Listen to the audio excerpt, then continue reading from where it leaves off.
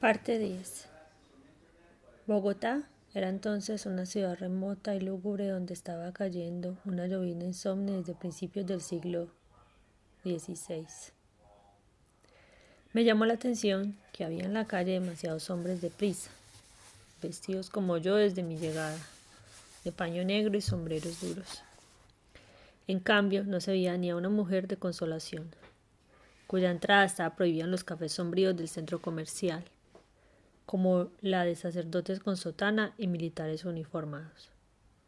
En los tranvías y orinales públicos había un letrero triste: si no le temes a Dios, témele a la sífilis. Me impresionaron los percherones gigantescos que tiraban de los carros de cerveza, las chispas de pirotecnia de los tranvías al doblar las esquinas y los estorbos del tránsito para dar paso a los entierros de a pie bajo la lluvia. Eran los más lúgubres, con carrozas de lujo y caballos engringolados de terciopelo y morriones de plumones negros, con cadáveres de buenas familias que se comportaban como los inventores de la muerte. En el atrio de la iglesia de las Nieves vi desde el taxi la primera mujer en las calles, esbelta y sigilosa, y con tanta prestancia como una reina de luto. Pero me quedé para siempre con la mitad de la ilusión, porque llevaba la cara cubierta con un velo infranqueable. Fue un derrumbe moral.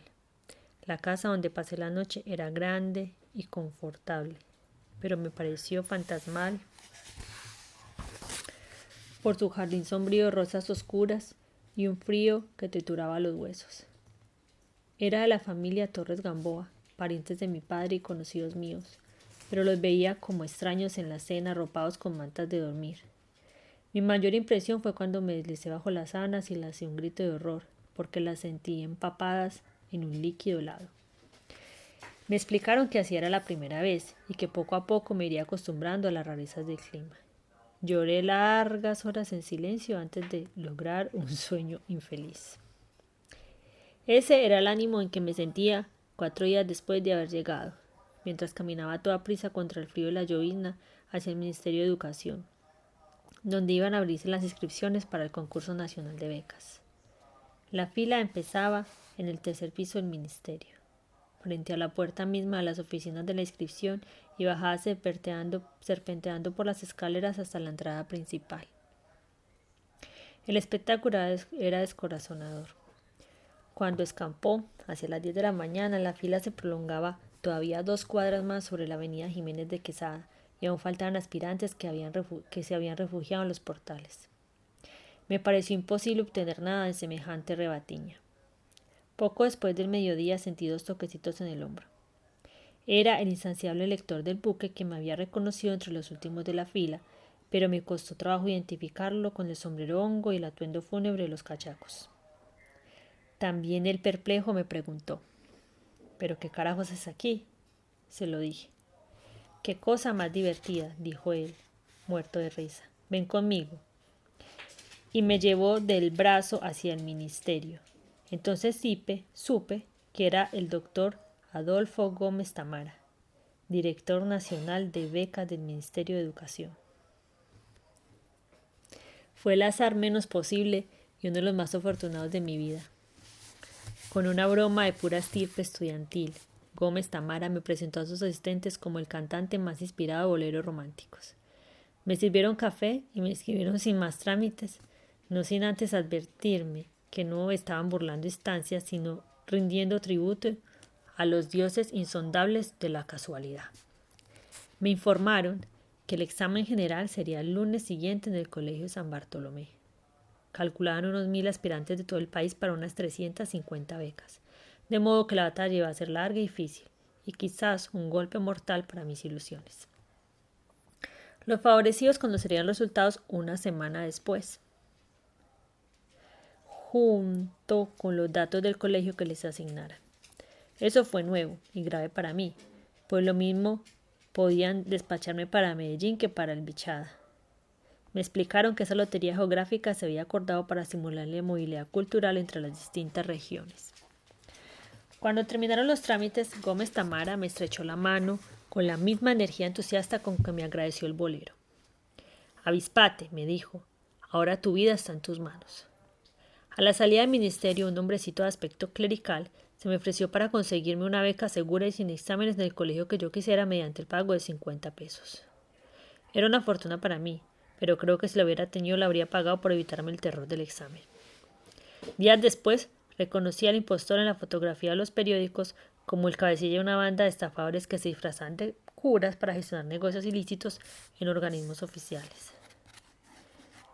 No deshice el baúl ante la incertidumbre de que me mandarían para cualquier parte. Mi pesimismo estaba tan bien servido que la víspera del examen me fui con los músicos del buque a una cantina de mala muerte en el escabroso barrio de Las Cruces. Cantábamos por el trago al precio de una canción por un vaso de chicha. La bebida bárbara de maíz fermentado que los borrachos exquisitos refinaban con pólvora.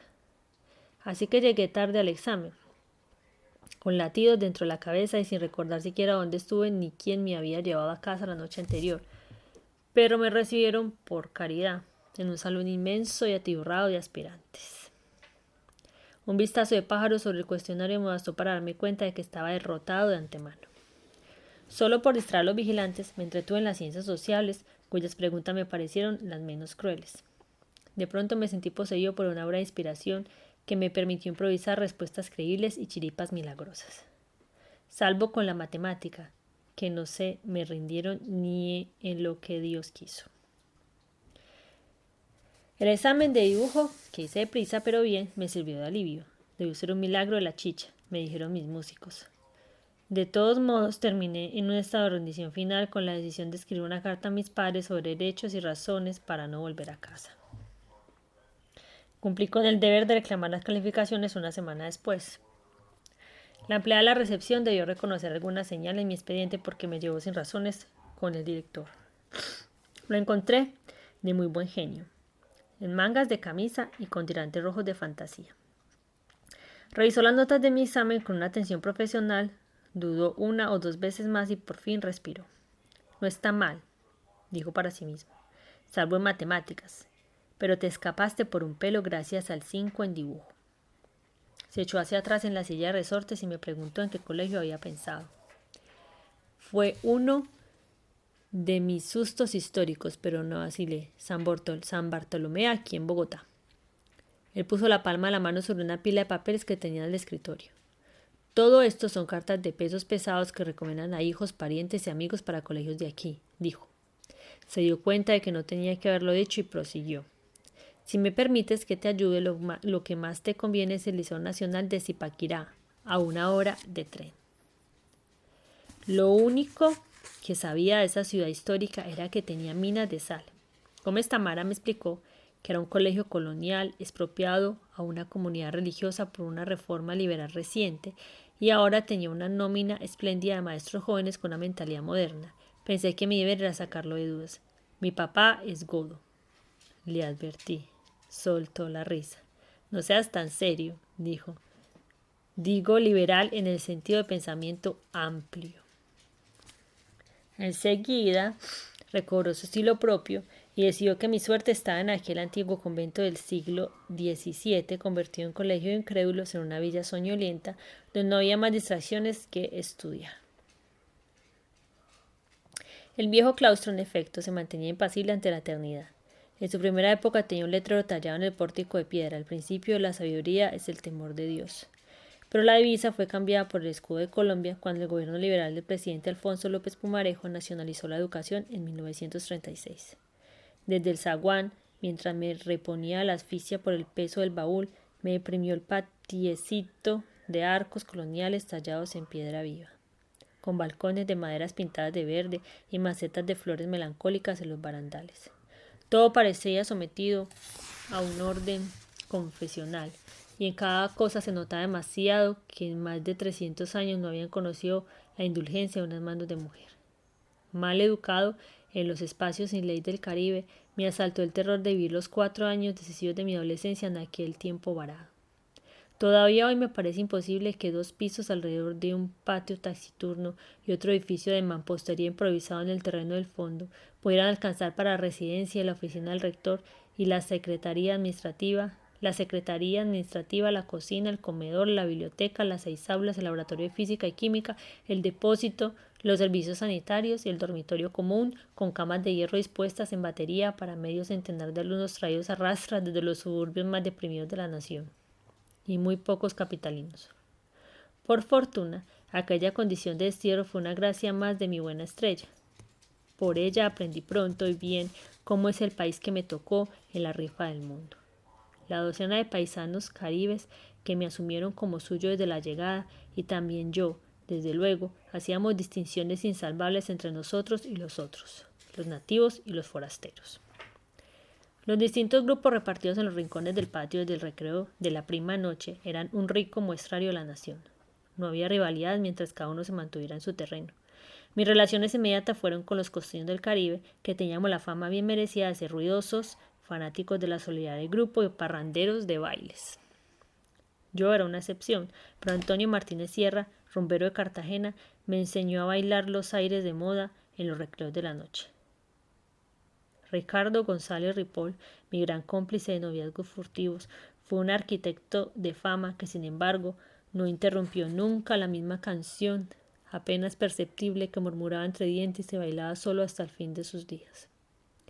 Mingo Burgos, un pianista congénito, que llegó a ser maestro de una orquesta nacional de baile, fundó el conjunto del colegio con quien quiso aprender algún instrumento y me enseñó el secreto de la segunda voz para los boleros y los cantos vallenatos. Sin embargo, su proeza mayor fue que formó a Guillermo López Guerra, un bogotano puro, en el arte caribe de tocar las claves, que es cuestión de 3-2-3-2. Humberto Jaime, de El Banco, era un estudioso encarnizado al que nunca le interesó bailar y se sacrificaba sus fines de semana para quedarse estudiando en el colegio. Creo que no había visto nunca un balón de fútbol ni leyó la reseña de un partido de cualquier cosa, hasta que se graduó de ingeniero en Bogotá e ingresó en El Tiempo como aprendiz de redactor deportivo, donde llegó a ser director de su sección y uno de los buenos cronistas de fútbol del país. De todos modos, el caso más raro que recuerdo fue sin duda el de Silvio Luna, un moreno retinto del Chocó que se graduó de abogado y después de médico y parecía dispuesto a iniciar su tercera carrera cuando lo perdí de vista. Daniel Rosso Pagosio se comportó siempre como un sabio en todas las ciencias humanas y divinas y se prodigaba con ellas en clases y recreos. Siempre acudíamos a él para informarnos sobre el estado del mundo durante la Guerra Mundial, que seguíamos apenas por los rumores, pues no estaba autorizada en el colegio la entrada regular de periódicos o revistas, y la rayeola la usábamos solo para bailar unos con otros. Nunca tuvimos ocasión de averiguar de dónde sacaba Pagosio sus batallas históricas en las cuales ganaban siempre los aliados. Sergio Castro, de Quetame, fue quizás el mejor estudiante en todos los años del liceo, y obtuvo siempre las calificaciones más altas desde su ingreso. Me parece que su secreto era el mismo que se me había aconsejado Martina Fonseca en el Colegio San José. No perdía una palabra del maestro o las intervenciones de sus condiscípulos en las clases, tomaba notas hasta la respiración de los profesores y las ordenaba en un cuaderno perfecto. Tal vez por lo mismo no necesitaba gastar tiempo en preparar los exámenes y leía libros de aventura los fines de semana mientras los otros nos incinerábamos en los estudios. Mi compañero más asiduo en los recreos fue el bogotano puro Álvaro Ruiz Torres, que intercambiaba conmigo las noticias diarias de las novias en el recreo de la noche. Mientras marchábamos con tranco militar alrededor del patio, otros eran Jaime Bravo, Humberto Guillén y Álvaro Vidal Barón, de quienes fui muy cercano del colegio y seguimos encontrándonos durante años en la vida real. Álvaro Ruiz iba a Bogotá todos los fines de semana con su familia y regresaba bien provisto de cigarrillos y noticias de novias. Fue él quien me alentó a ambos vicios durante el tiempo que estudiamos juntos, y quien en estos 2 años recientes me ha prestado sus mejores recuerdos para reverdecer estas memorias. No sé qué aprendí en realidad durante el cautiverio del Liceo Nacional, pero los 4 años de convivencia bien avenida con todos me infundieron una visión unitaria de la nación. Descubrí cuán diversos éramos y para qué servíamos, y aprendí para no olvidarlo nunca que en la suma de cada uno de nosotros estaba todo el país. Tal vez fue eso lo que quisieron decir en el Ministerio sobre la Movilidad Regional que patrocinaba el gobierno. Ya, en la edad madura, Invitado a la cabina de mando de un avión transatlántico, las primeras palabras que me dirigió el capitán fue para preguntarme de dónde era. Me bastó con oírlo para contestar. Soy tan costeño como es usted de Sogamoso. Pues tenía el mismo modo de ser, el mismo gesto, la misma materia de voz que Marco Fidel Bulla, mi vecino de asiento en el cuarto año del liceo. Este golpe de intuición me enseñó a navegar en las ciénagas de aquella comunidad imprevisible, aún sin brújula y contra la corriente, y ha sido quizás una llave maestra en mi oficio de escritor. Me sentía viviendo un sueño, pues no había aspirado a la beca porque quisiera estudiar, sino por mantener mi independencia de cualquier otro compromiso en buenos términos con la familia. La seguridad de las 3 comidas al día bastará para suponer que en aquel refugio de pobres vivíamos mejor que en nuestras casas, bajo un régimen de autonomía vigilada, menos evidente que el poder doméstico. En el comedor funcionaba un sistema de mercado que permitía a cada quien arreglar la ración a su gusto. El dinero carecía de valor. Los 2 huevos del desayuno eran la moneda más cotizada, pues con ellos se podía comprar con ventaja cualquier otro plato de las 3 comidas. Cada cosa tenía su equivalente justo y nada perturbó el comercio legítimo. Más aún, no recuerdo ni un solo pleito a trompadas por motivo alguno en 4 años de internado. Los maestros que comían en otra mesa del mismo salón no eran ajenos a los trueques personales entre ellos, pues todavía arrastraban hábitos de sus colegios recientes. La mayoría eran solteros o vivían allí sin las esposas, y sus sueldos eran casi tan escasos como nuestras mesadas familiares. Se quejaban de la comida con tantas razones como nosotros, y en una crisis peligrosa se rozó la posibilidad de conjurarnos con algunos de ellos para una huelga de hambre. Solo cuando recibían regalos o tenían invitados de fuera se permitían platos inspirados que por una vez estropeaban las igualdades. Ese fue el caso en el 4º año, cuando el médico del liceo nos prometió un corazón de buey para estudiarlo en su curso de anatomía. Al día siguiente lo mandó a las neveras de la cocina, todavía fresco y sangrante, pero no estaba allí cuando fuimos a buscarlo para la clase.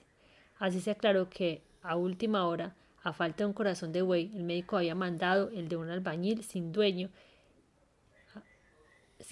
que se desbarató al resbalar de un 4º piso. En vista de que no alcanzaba para todos, los cocineros lo prepararon con salsas exquisitas, creyendo que era el corazón de buey que les habían anunciado para la mesa de los maestros.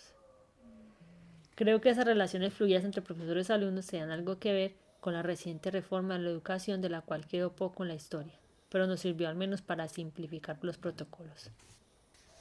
Se redujeron las diferencias de edades, se relajó el uso de la corbata y nadie volvió a alarmarse porque maestros y alumnos se tomaran juntos unos tragos y asistieran los sábados a los mismos bailes de novias. Este ambiente solo era posible por la clase de maestros que en general permitían una fácil relación personal. Nuestro profesor de matemáticas, con su sabiduría y su áspero sentido del humor, convertía las clases en una fiesta temible. Se llamaba Joaquín Giraldo Santa y fue el primer colombiano que obtuvo el título de doctor en matemáticas. Para desdicha mía, y a pesar de mis grandes esfuerzos y los suyos, nunca logré integrarme a su clase. Solía decirse, entonces, que las vocaciones poéticas interferían con las matemáticas y uno terminaba no solo por creerlo, sino por naufragar en ellas. La geometría fue más compasiva, tal vez por obra y gracia de su prestigio literario. La aritmética, por el contrario, se comportaba con una simplicidad hostil. Todavía hoy, para hacer una suma mental, tengo que desbaratar los números en sus componentes más fáciles, en especial el 7 y el 9, cuyas tablas no pude memorizar nunca. De modo que para sumar 7 y 4 le quito 2 al 7, sumo el 4 al 5 que me queda y al final vuelvo a sumar el 2, 11. 2 igual 11. La multiplicación me falló siempre porque nunca pude recordar los números que llevaba en la memoria. Al álgebra le dediqué mis mejores ánimos, no solo por respeto a su estirpe clásica, sino por mi cariño y mi terror al maestro. Fue inútil. Me reprobaron en cada trimestre. La rehabilité 2 veces y la perdí en otra tentativa ilícita que me concedieron por caridad. 3 maestros más abnegados fueron los de idiomas. El primero de inglés fue Mr. Abela, un caribe puro con una dicción osoniense perfecta y un fervor por tanto eclesiástico por el diccionario Webster's, que recitaba con los ojos cerrados. Su sucesor fue Héctor Figueroa, un buen maestro joven con una pasión febril por los boleros que cantábamos a varias voces en los recreos. Hice lo mejor que pude en los sopores de las clases y en el examen final, pero creo que mi buena calificación no fue tanto por Shakespeare como por Leo Marini y Ugo Romani, responsables de tantos paraísos y tantos suicidios de amor.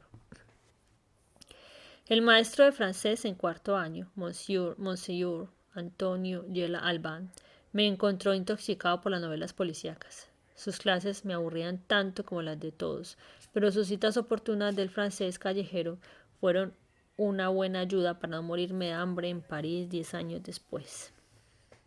La mayoría de los maestros habían sido formados en la Normal Superior bajo la dirección del doctor José Francisco Socarrás, un psiquiatra de San Juan del Cesar, que se empeñó en cambiar la pedagogía clerical de un siglo de gobierno conservador por un racionalismo humanístico. Manuel Cuello del Río era un marxista radical que quizás por lo mismo admiraba a Lin Yuntan y creía en las apariciones de los muertos. La biblioteca de Carlos Julio Calderón, presidida por su paisano José Eustacio Rivera, autor de La Vorágine, repartía por igual a los clásicos griegos, los piedracielistas criollos y los románticos de todas partes. Gracias a uno y a otros, los pocos lectores asiduos leíamos a San Juan de la Cruz o a José María Vargas Vila, pero también a los apóstoles de la Revolución Proletaria. Gonzalo Ocampo, el profesor de Ciencias Sociales, tenía en su cuarto una buena biblioteca política que circulaba sin malicia en las aulas de los mayores, pero nunca entendí por qué el origen de la familia, la propiedad privada y el Estado de Federico Engels se estudiaban las áreas tardes de economía política y no en las clases de literatura, como la epopeya de una bella aventura humana. Guillermo López Guerra leyó en los recreos el Antidurín, también de Engels, prestado por el profesor Gonzalo Ocampo. Sin embargo, cuando se lo pedí para discutirlo con López Guerra, Ocampo me dijo que no me haría ese mal favor con un mamotreto fundamental para el progreso de la humanidad, pero tan largo y aburrido que quizás no pasara a la historia. Tal vez esos cambalanches ideológicos contribuyeron a la mala fama del liceo como un laboratorio de perversión política. Sin embargo, necesité media vida para darme cuenta de que quizás fueron más bien una experiencia espontánea para espantar a los débiles y vacunar a los fuertes contra todo género de dogmatismos. Mi relación más directa fue siempre con el profesor Carlos Julio Calderón, maestro de castellano en los primeros cursos de literatura universal en cuarto, española en quinto y colombiana en el sexto, y de algo raro en su formación y sus gustos, la contabilidad. Había nacido en Neiva, capital del departamento del Huila, y no se cansaba de proclamar su admiración patriótica por José Eustacio Rivera. Tuvo que interrumpir sus estudios de medicina y cirugía y lo recordaba como la frustración de su vida, pero su pasión por las artes y las letras era irresistible. Fue el primer maestro que pulverizaba mis borradores con indicaciones pertinentes. En todo caso, las relaciones de alumnos y maestros eran de una naturalidad excepcional, no solo en las clases, sino de un modo especial en el patio de recreo después de la cena. Esto permitía un trato distinto del que estábamos acostumbrados y que sin duda fue afortunado para el clima de respeto y camaradería en que vivíamos. Una aventura pavorosa se la debo a las obras completas de Freud, que habían llegado a la biblioteca. No entendía nada de sus análisis cabrosos, desde luego, pero sus casos clínicos me llevaban en vilo hasta el final, como las fantasías de Julio Verne. El maestro Calderón nos pidió que le escribiéramos un cuento con tema libre en las clases de castellano. Se me ocurrió el de una enferma mental de unos 7 años, y con un título pedante que iba en sentido contrario al de la poesía, un caso de psicosis obsesiva. El maestro lo hizo leer en clase. Mi vecino de asiento, Aurelio Prieto, repudió sin reserva la petulancia de escribir sin la mínima formación científica ni literaria sobre un asunto tan retorcido. Le expliqué con más rencor que humildad que lo había tomado de un caso clínico escrito por Freud en sus memorias y mi única pretensión era usarlo para la tarea. El maestro Calderón, tal vez creyéndome resentido por las críticas ácidas de varios compañeros de clase, me llamó aparte del recreo para animarme a seguir adelante por el mismo camino. Me señaló que en mi cuento era evidente que ignoraba las técnicas de la ficción moderna, pero tenía el instinto y las ganas. Le pareció bien escrito, al menos con intención de algo original. Por primera vez me habló de la retórica. Me dio algunos trucos prácticos de temática y métrica para versificar sin pretensiones y concluyó que de todos modos debía persistir en la escritura aunque solo fuera por salud mental. Aquello fue la primera de las largas conversaciones que sostuvimos durante mis años de liceo, en los recreos y en otras horas libres y en las cuales debo mucho en mi vida de escritor. Era mi clima ideal, Desde el colegio San José tenía tan arraigado el vicio de leer todo lo que me cayera en las manos que no se ocupaba el tiempo libre y casi todo el de las clases. A mis 16 años, y con buena ortografía o sin ella, podía repetir sin tomar aliento los poemas que había aprendido en el colegio San José. Los leía y releía sin ayuda ni orden y casi siempre a escondidas durante las clases. Creo haber leído completa la indescriptible biblioteca del liceo, ya con los desperdicios de otras menos útiles. Colecciones oficiales, herencias de maestros desganados, libros insospechados que recalaban por ahí, quién sabe de qué saldos de naufragios. No puedo olvidar la biblioteca aldeana de la editorial Minerva, patrocinada por don Daniel Samper Ortega y distribuida en las escuelas y colegios por el Ministerio de Educación. Eran 100 volúmenes de todo lo bueno y todo lo peor que hasta entonces se había escrito en Colombia y me propuse leerlos en orden numérico hasta donde me alcanzara el alma. Lo que todavía hoy me aterra es que estuve a punto de cumplirlo en los 2 años finales y en el resto de mi vida no he podido establecer si me sirvió de algo. Los amaneceres del dormitorio tenían un sospechoso parecido con la felicidad, salvo por la campana mortífera que sonaba a rebato, como solíamos decir, a las 6 de la medianoche. Solo 2 o 3 débiles mentales saltan de la cama para coger los primeros turnos frente a las 6 duchas de agua glacial en el baño del dormitorio. El resto aprovechamos para exprimir las últimas gotitas de sueño hasta que el maestro de turno recorría el salón arrancando las mantas de los dormidos. Era 1 hora y media de intimidad destapada para poner la ropa en orden, lustrar los zapatos, darnos una ducha con el hielo líquido del tubo sin regadera. Mientras cada cual se desahogaba a gritos de sus frustraciones, se burlaba de las ajenas, se violaba secretos de amores, se ventilaban negocios y pleitos y se concertaban los cambalaches del comedor. Tema matinal de discusiones constantes era el capítulo leído de la noche anterior. Guillermo Granados daba rienda suelta desde el amanecer a sus virtudes de tenor con su inagotable repertorio de tangos. Con Ricardo González Ripoll, mi vecino en el dormitorio, cantábamos a dúo guarachas caribes al ritmo del trapo con que ilustrábamos los zapatos en la cabecera de la cama, mientras mi compadre Sabas Caraballo recorría el dormitorio de un extremo al otro como su madre lo parió, con la toalla colgada de su verga de cemento armado. Si hubiera sido posible, una buena cantidad de internos habríamos escapado en las madrugadas para cumplir citas propuestas los fines de semana. No había guardias nocturnas ni maestros dormitorios, salvo el de turno por semanas. Y el portero eterno del liceo, Riverita, que en realidad dormía despierto a toda hora mientras cumplía sus deberes diarios, vivía en el cuarto del zaguán y cumplía bien con su oficio. Por las noches podíamos destrancar los vastos portones de la iglesia, ajustarlos sin ruido, gozar la noche en casa ajena y regresar poco antes del amanecer por las calles glaciales. Nunca se supo si Riverita dormía en verdad como el muerto que parecía ser, o si era su manera gentil de ser cómplice de sus muchachos. No eran muchos los que se escapaban, y sus secretos se pudrían en la memoria de sus cómplices fieles. Conocí a algunos que lo hicieron de rutina, otros que se atrevieron una vez de ida con el coraje que infundía la tensión de la aventura y regresaban exhaustos por el terror. Nunca supimos de alguno que fuera descubierto. Mi único inconveniente social en el colegio eran las pesadillas siniestras heredadas de mi madre, que irrumpían en los sueños ajenos como larios de ultratumba. Mis vecinos de cama las conocían de sobra y solo les temían por el pavor del primer aullido en el silencio de la madrugada. El maestro de turno, que dormía en el camarote de cartón, se paseaba sonámbulo de un extremo al otro del dormitorio hasta que se restablecía la calma. No solo eran sueños incontrolables, sino que tenían algo que ver con la mala conciencia, porque en 2 ocasiones me ocurrieron en casas extraviadas. También eran indescifrables, porque no sucedían en sueños pavorosos, sino al contrario en episodios felices, con personas o lugares comunes que de pronto me revelaban un dato siniestro con una mirada inocente. Una pesadilla apenas comparable con una de mi madre, que tenía en su regazo su propia cabeza y las purgaba las liendres y los piojos que no la dejaban dormir.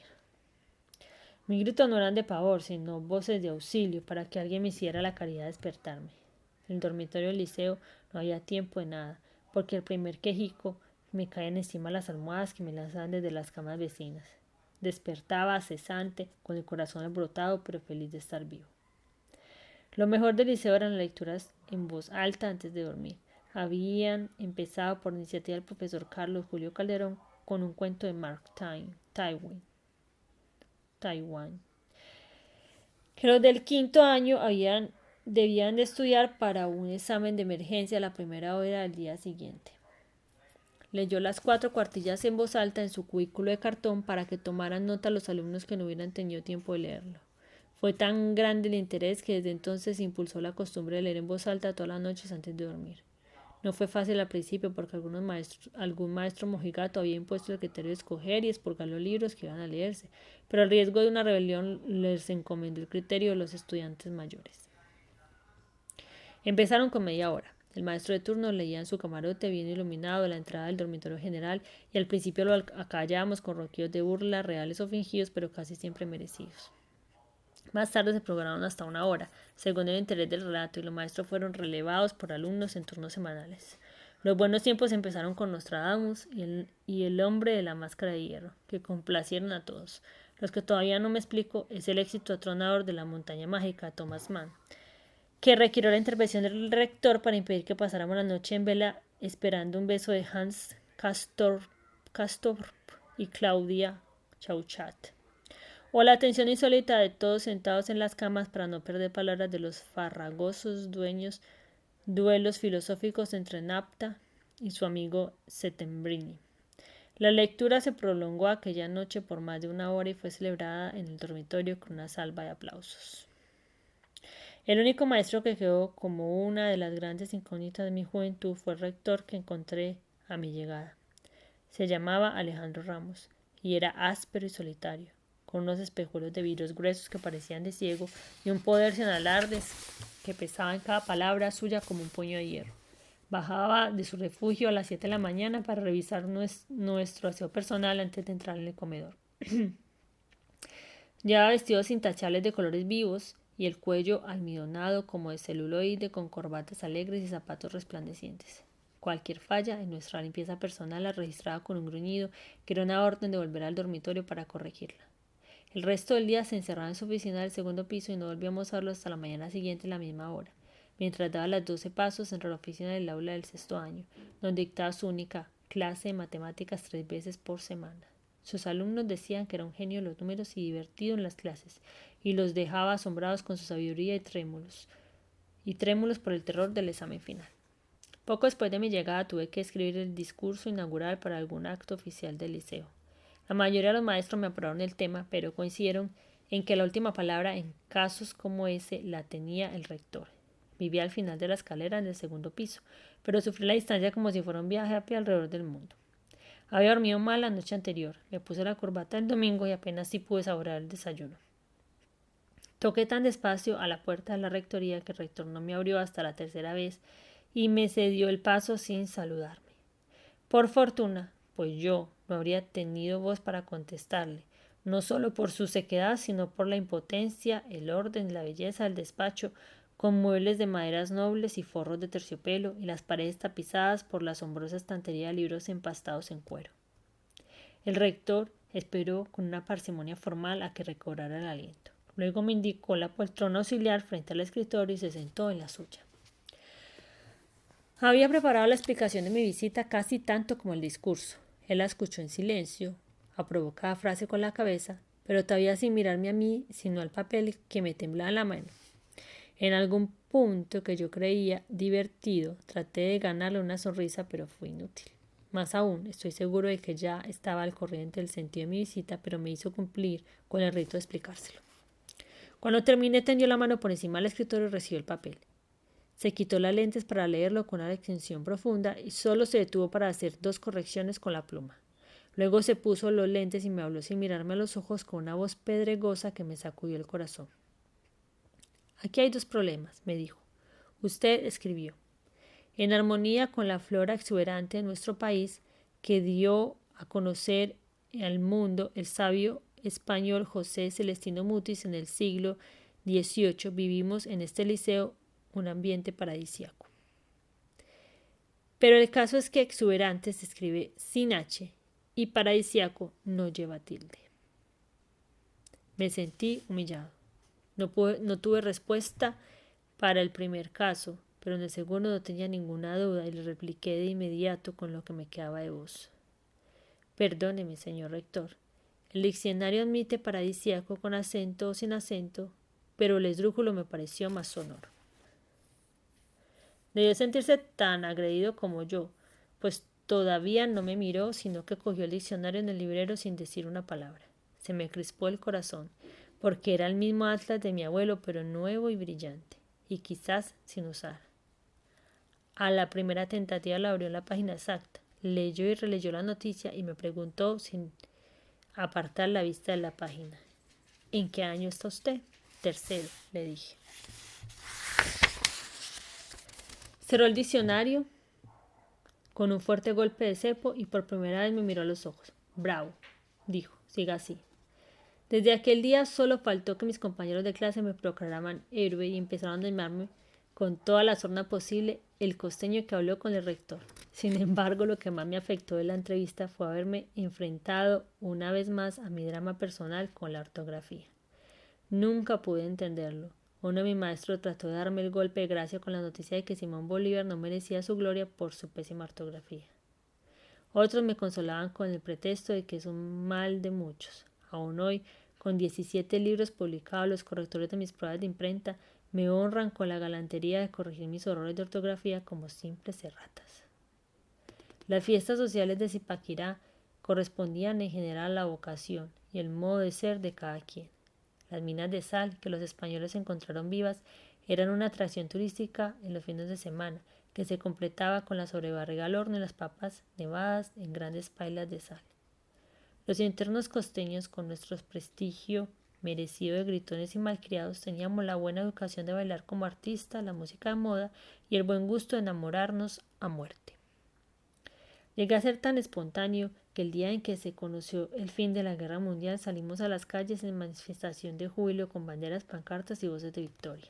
Alguien pidió a un voluntario para decir el discurso y salí sin pensarlo, siquiera al balcón del club social, frente a la Plaza Mayor, y lo improvisé con gritos altisonantes que a muchos les parecieron aprendidos de memoria. Fue el único discurso que me vi obligado a improvisar en mis primeros 70 años. Terminé con un reconocimiento lírico a cada uno de los 4 grandes, pero el que llamó la atención de la plaza fue el del presidente de los Estados Unidos, fallecido poco antes. Franklin Delano Roosevelt, que como el Cid campeador sabe ganar batallas después de muerto. La frase se quedó flotando en la ciudad durante varios días y fue reproducida en carteles callejeros y en retratos de Roosevelt, en las vitrinas de algunas tiendas. De modo que mi primer éxito público no fue como poeta ni novelista, sino como orador y, peor aún, como orador político. Desde entonces no hubo acto público al liceo en que no me subieran a un balcón, solo que entonces eran discursos escritos y corregidos hasta el último aliento. Con el tiempo aquella desfachatez me sirvió para contraer un terror escénico que me llevó al punto de la mudez absoluta. Tanto en las grandes bodas como en las cantinas de los indios de Ruana y Alpargatas, donde terminábamos por el suelo, en la casa de Berenice, que era bella y sin prejuicios y tuvo la buena suerte de no casarse conmigo porque estaba loca de amor por otro, o en la telegrafía, cuya Sarita inolvidable me transmitía a crédito los telegramas de angustia cuando mis padres se retrasaban de las remesas para mis gastos personales y más de una vez me pagaban los giros adelantados para sacarme de apuros. Sin embargo, la menos olvidable no fue el amor de nadie, sino el hada de los adictos a la poesía. Se llamaba Cecilia González Pizano y tenía una inteligencia veloz, una simpatía personal y un espíritu libre en una familia de estirpe conservadora y una memoria sobrenatural para toda la poesía. Vivía frente al portal del liceo con una tía aristocrática y soltera en una mansión colonial alrededor de un jardín de liotropos. Al principio fue una relación reducida a los torneos poéticos, pero Cecilia terminó por ser una verdadera camarada de la vida, siempre muerta de risa, que por fin se coló en las clases de literatura del maestro Calderón con la complicidad de todos. En mis tiempos de Aracataca había soñado con la buena vida de ir cantando de feria en feria con acordeón y buena voz, que siempre me pareció la manera más antigua y feliz de contar un cuento. Si mi madre había renunciado al piano para tener hijos y mi padre había colgado el violín para poder mantenernos, Era apenas justo que el mayor de ellos sentara el buen precedente de morirse de hambre por la música. Mi participación eventual como cantante y timplero en el grupo del liceo probó que tenía oído para aprender un instrumento más difícil y que podía cantar. No había velada patriótica o sesión solemne en el liceo en que no estuviera mi mano de algún modo. Siempre por la gracia del maestro Guillermo Quevedo Sornosa, compositor y prohombre de la ciudad, director eterno de la banda municipal y autor de Amapola, la del camino roja como el corazón, una canción de juventud que fue en su tiempo el alma de veladas y serenatas. Los domingos después de misa yo era de los primeros que atravesaban el parque para asistir a su retreta, siempre con la gasa ladra al principio y el coro de los martillos de Il Trovatore al final. Nunca supo el maestro ni me atreví a decírselo que el sueño de mi vida de aquellos años era ser como él. Cuando el liceo pidió voluntarios para un curso de apreciación de la música, los primeros que levantamos el dedo fuimos Guillermo López Guerra y yo. El curso sería en la mañana de los sábados a cargo del profesor Andrés Pardo Tovar, director del primer programa de música clásica de La Voz de Bogotá. No alcanzamos a ocupar la cuarta parte del comedor acondicionado para la clase, pero fuimos seducidos al instante por su labia de apóstol. Era el cachaco perfecto, de blazer, de medianoche, chaleco de raso, voz sinuosa y ademanes pausados. Lo que hoy resultaría novedoso por su antigüedad sería el fonógrafo de manigueta que manejaba con la maestría el amor de un domador de bocas. Partía del supuesto correcto en nuestro caso de que éramos unos novatos de solemnidad. De modo que empezó con el carnaval de los animales de Saint-Saëns, reseñando con datos eruditos el modo de ser de cada animal. Luego tocó, como no, Pedro y el Lobo, de Prokofiev. Lo malo de aquella fiesta sabatina fue que me inculcó el pudor de que la música a los grandes maestros es un vicio casi secreto y necesité muchos años para no hacer distinciones prepotentes entre música buena y música mala. No volví a tener ningún contacto con el rector hasta el año siguiente, cuando se hizo cargo de la cátedra de geometría del cuarto grado. Entró en el aula el primer martes a las 10 de la mañana, dio los buenos días con un gruñido, sin mirar a nadie, y limpió el tablero con la almohadilla hasta que no quedó ni el mínimo rastro de polvo. Entonces volvió hacia nosotros y, todavía sin pasar lista, le preguntó a Álvaro Ruiz Torres: ¿qué es un punto? No hubo tiempo para contestar, porque el profesor de Ciencias Sociales abrió la puerta sin tocar y le dijo al rector que tenía una llamada urgente del Ministerio de Educación. El rector salió deprisa para contestar el teléfono y no regresó a la clase. Nunca más. Pues la llamada era para comunicarle el relevo de su cargo de rector, que había cumplido a conciencia durante 5 años en el liceo y al cabo de toda una vida de buen servicio. El sucesor fue el poeta Carlos Martín, el más joven de los buenos poetas del grupo Piedra y Cielo, que César del Valle me había ayudado a descubrir en Barranquilla. Tenía 30 años y 3 libros publicados. Yo conocía poemas suyos y los había visto una vez en una librería de Bogotá, pero nunca tuve nada que decirle ni alguno de sus libros para pedirle la firma. Un lunes apareció sin anunciarse en el recreo del almuerzo. No lo esperábamos tan pronto. Parecía más un abogado que un poeta, con un vestido de rayas inglesas, la frente despejada y un bigote lineal, con un rigor de forma que se notaba también en su poesía. Avanzó con sus pasos bien medidos hacia los grupos más cercanos, apacible y siempre un poco distante, y nos tendió la mano. Hola, soy Carlos Martín.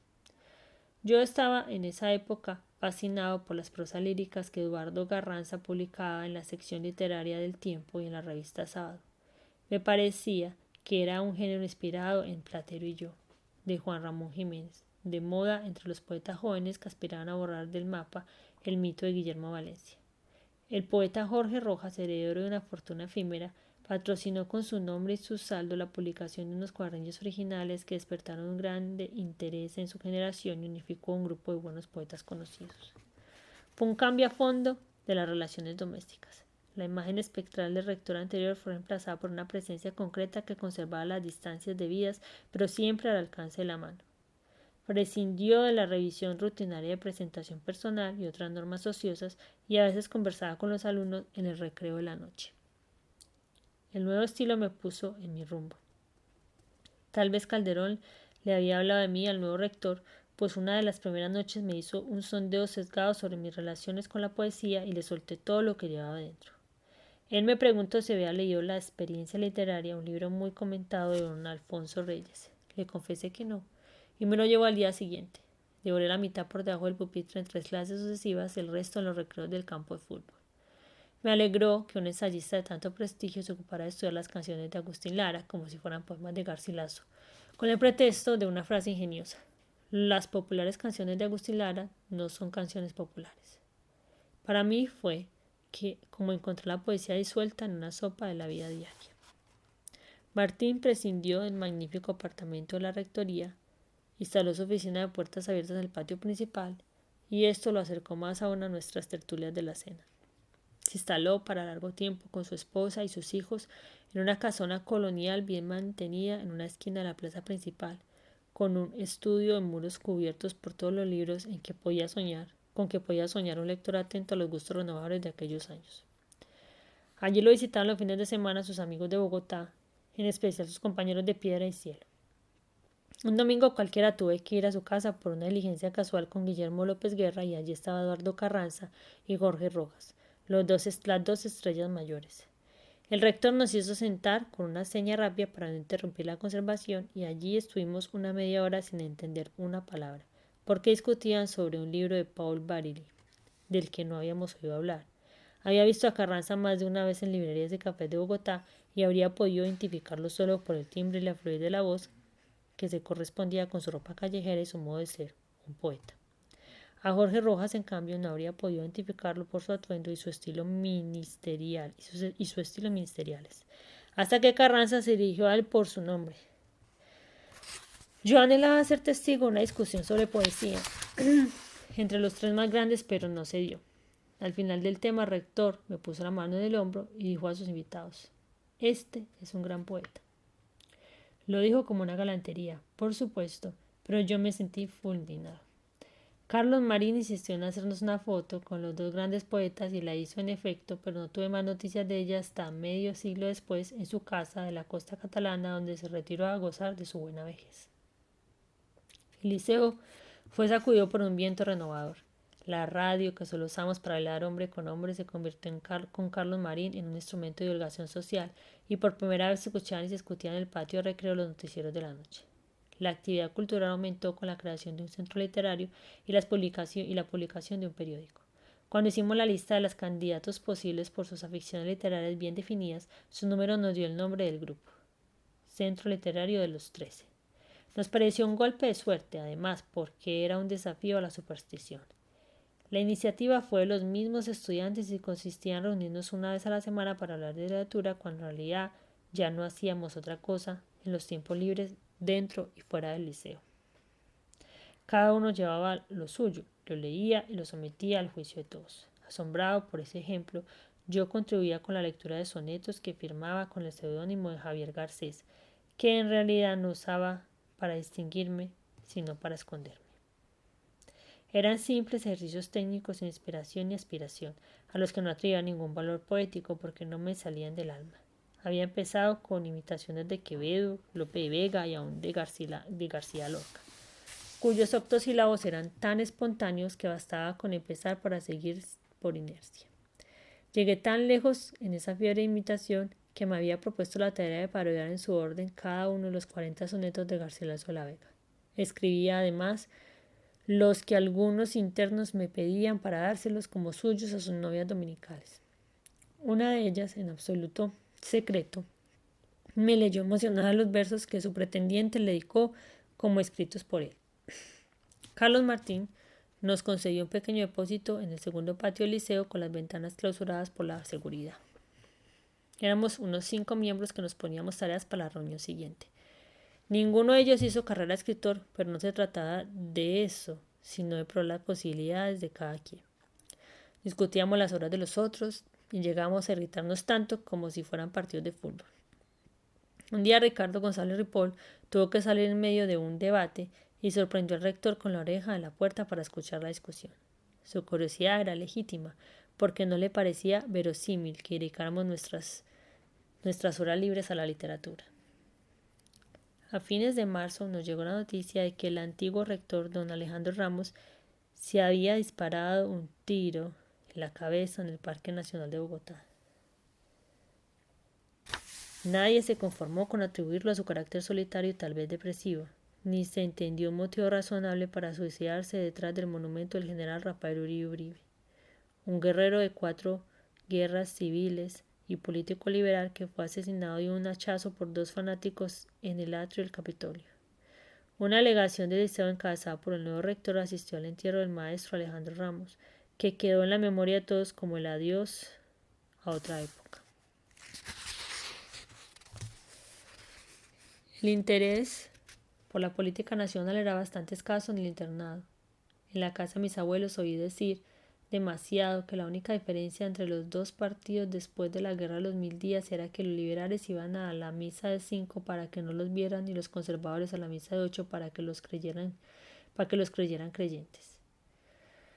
Sin embargo, las diferencias reales empezaron a sentirse de nuevo 30 años después, cuando el Partido Conservador perdió el poder y los primeros presidentes liberales trataban de abrir el país a los nuevos vientos del mundo. El Partido Conservador, vencido por el óxido de su poder absoluto, ponía orden y limpieza en su propia casa bajo el resplandor lejano de Mussolini en Italia y las tinieblas del general Franco en España. Mientras que la primera administración del presidente Alfonso López Pumarejo, con una playa de jóvenes cultos, había tratado de crear las condiciones para un liberalismo moderno, quizás sin darse cuenta de que estaba cumpliendo con el fatalismo histórico de partirnos en las 2 mitades en que estaba dividido el mundo. Era ineludible. En algunos de los libros que nos prestaron los maestros conocí una cita atribuida a Lenin: si no te metes con la política terminará metiéndose contigo. Sin embargo, después de 46 años de una hegemonía cavernaria de presidentes conservadores, la paz empezaba a parecer posible. 3 presidentes jóvenes y con una mentalidad moderna habían abierto una perspectiva liberal que parecía dispuesta a disipar las bromas del pasado. Alfonso López Pumarejo, el más notable de los 3, que había sido un reformador arriesgado, se hizo reelegir en 1942 para un segundo periodo y nada parecía perturbar el ritmo de los relevos. De modo que, en mi primer año de liceo, estábamos embebidos en las noticias de la guerra europea, que nos mantenían en vilo como nunca lo había logrado la política nacional. La prensa no entraba en el liceo sino en casos muy especiales, porque no teníamos el hábito de pensar en ella. No existían radios portátiles y el único del liceo era la vieja consola de la sala de maestros que encendíamos a todo volumen a las 7 de la noche solo para bailar. Lejos estábamos de pensar que en aquel momento se estuviera incubando la más sangrienta e irregular de todas nuestras guerras. La política entró a golpes en el liceo. Nos partimos en grupos de liberales y conservadores, y por primera vez supimos de qué lado estaba cada quien. Surgió una militancia interna, cordial y un tanto académica al principio, que degeneró en el mismo estado de ánimo que empezaba a pudrir el país. Las primeras tensiones del liceo eran apenas perceptibles, pero nadie dudaba de la buena influencia de Carlos Martín al frente de un cuerpo de profesores que nunca habían ocultado sus ideologías. Si el nuevo rector no era un militante evidente, al menos dio su autorización para escuchar los noticieros de la noche en la radiola de la sala, y las noticias políticas prevalecieron desde entonces sobre la música para bailar. Se decía sin confirmación que en sus oficinas tenía un retrato de Lenin o de Marx. Fruto de aquel ambiente enrarecido debió ser el único amago de motín que ocurrió en el liceo.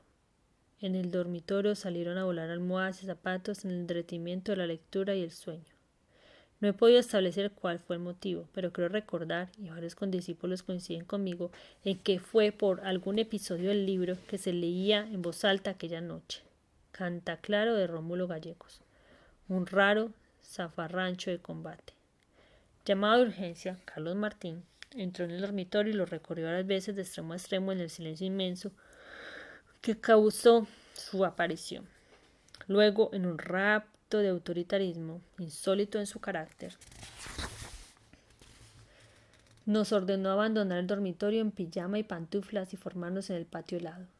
Allí nos soltó una arenga en el estilo circular de Catilina y regresamos en un orden perfecto a continuar el sueño. Fue el único incidente de que tengo memoria en nuestros años del liceo. Mario Converse, un estudiante que llegó ese año al 6º grado, Nos mantenía por entonces alborotados con el tema de hacer un periódico distinto a los convencionales de otros colegios. Uno de sus primeros contactos fue conmigo, y me pareció tan convincente que acepté ser su jefe de redacción, halagado, pero sin una idea clara de mis funciones. Los preparativos finales del periódico coincidieron con el arresto del presidente López Pumarejo por un grupo de altos oficiales de las Fuerzas Armadas el 8 de julio de 1944, mientras estaba de visita oficial en el sur del país. El cuento, contado por él mismo, no tenía desperdicio. Tal vez sin proponérselo había hecho a los investigadores un relato estupendo, pero el cual no se había enterado del suceso hasta que fue liberado. Y tan enseñó las verdades de la vida real que el golpe de Pasto quedó como uno más de los tantos episodios ridículos de la historia nacional. Alberto Lleras Camargo, en su condición de primer designado, mantuvo el país adormecido con su voz y su dicción perfectas durante varias horas a través de la radio nacional hasta que el presidente López fue liberado y se restableció el orden. Pero el estado de sitio riguroso con censura de prensa se impuso. Los pronósticos eran inciertos. Los conservadores habían gobernado el país desde la independencia de España en 1830 hasta la elección de Olaya Herrera un siglo después, y todavía no da muestra alguna de liberalización. Los liberales, en cambio, se hacían cada vez más conservadores en un país que iba dejando en su historia piltrafas de sí mismo. En aquel momento tenían una élite de intelectuales jóvenes fascinados por los señores del poder, cuyo ejemplar más radical y viable era Jorge Eliezer Gaitán. Este había sido uno de los héroes de mi infancia por sus acciones contra la represión de la zona bananera, de la cual oí hablar sin entenderla desde que tuve uso de razón. Mi abuela lo admiraba, pero creo que le preocupaban sus coincidencias de entonces con los comunistas. Yo había estado a sus espaldas mientras pronunciaba un discurso atronador desde un balcón de la plaza de Zipaquirá y me impresionó su cráneo con forma de melón, el cabello liso y duro, el pellejo de indio puro y su voz de trueno en el acento de los camines de Bogotá, tal vez exagerado por cálculo político. En su discurso no habló de liberales y conservadores o de explotadores y explotados, como todo el mundo, sino de pobres y oligarcas, una palabra que escuché entonces por primera vez martillada en cada frase y que me apresuré a buscar en el diccionario. Era un abogado eminente, alumno destacado en Roma del gran penalista italiano Enrico Ferri. Había estudiado allí mismo las artes oratorias de Mussolini y algo tenía de su estilo teatral en la tribuna. Gabriel Turbay, su corpartidario rival, era un médico culto y elegante de finos lentes de oro que le infundían un cierto aire de artista de cine. En un reciente congreso del Partido Comunista había pronunciado un discurso imprevisto que sorprendió a muchos e inquietó a algunos de sus copartidarios burgueses, pero él no creía contraria la palabra ni de obra. No creía contraria de palabra ni de obra su formación liberal ni su vocación de aristócrata. Su familiaridad con la diplomacia rusa le venía desde 1936, cuando estableció en Roma las relaciones con la Unión Soviética, en su condición de embajador de Colombia. 7 años después las formalizó en Washington en su condición de ministro de Colombia en los Estados Unidos. Sus buenos tratos con la embajada soviética en Bogotá eran muy cordiales y tenían en el Partido Comunista Colombiano algunos dirigentes amigos que hubieran podido acordar una alianza electoral con los liberales, de lo cual se habló a menudo por aquellos días, pero nunca se concretó. También por esa época, siendo embajador en Washington, corrió en Colombia el rumor insistente de que era el novio secreto de una estrella grande de Hollywood, tal vez John Crawford o Paulette Goddard. Pero tampoco renunció nunca a su carrera de soltero insobornable. Entre los electores de Gaitán y los de Turbay, podían hacer una mayoría liberal y abrir caminos nuevos dentro del mismo partido, pero ninguno de las dos mitades separadas le ganaría al conservatismo unido y armado.